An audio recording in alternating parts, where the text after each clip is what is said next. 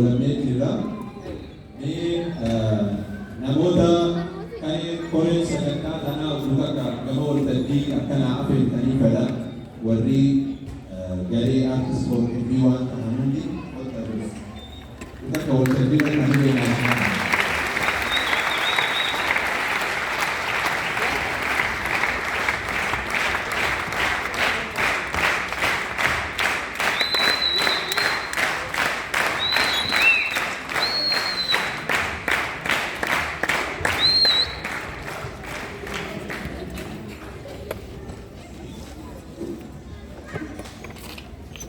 Aye, me namoota sagantaa kana akkamiin geessee dalaggeeffamanii akkamiin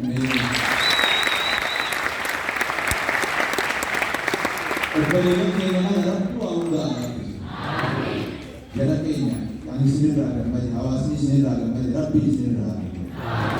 rabbi addunyaa faarratti isin geesse halkan edanaa kanarraa aadaan keessanitti abuun rabbi ni danda'a isin keessaa qabulbii gaari bulbii isaa qawaara jannata tisaffatte isinirraa warra bulbii gaari rabbi aadaas hundumaanuu warra bulbii gaari jedhamee jenneefu dhiira qofaan dubartiinis waa'ee bulbii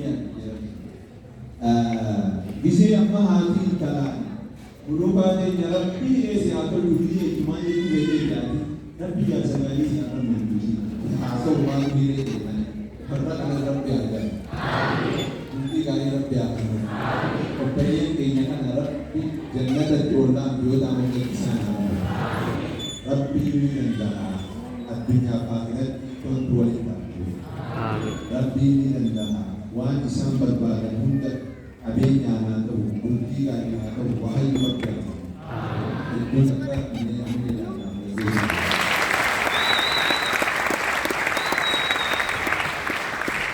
Ate guna bersama lima ke saat KPK itu disebut lima. Jadi mana awalnya lima, sekarang lima dari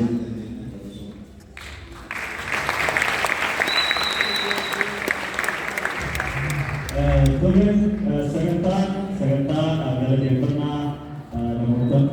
kita amankan atau terkenal juga oleh Durante security dia dikawal asiti arkam abajamo liwan Muhammad Abdullah liwan pertama security dia juga Muhammad Abdullah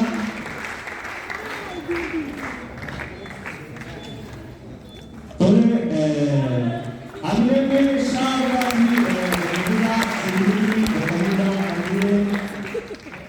Oke, pada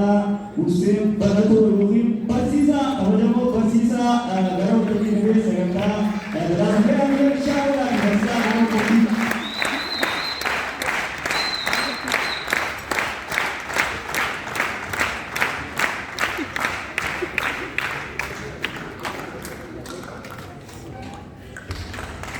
Oke, dari Kralu, Abajamo Operasinya bertanya Muhammad Desiso, adalah saudari berada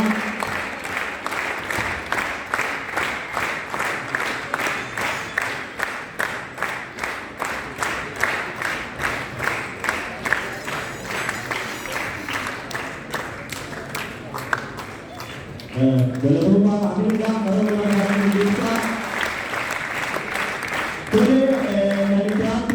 Security dua Babur Rayyan adalah syawari berpenghuni Babur Rayyan besar warga atau penghuni dua Babur Rayyan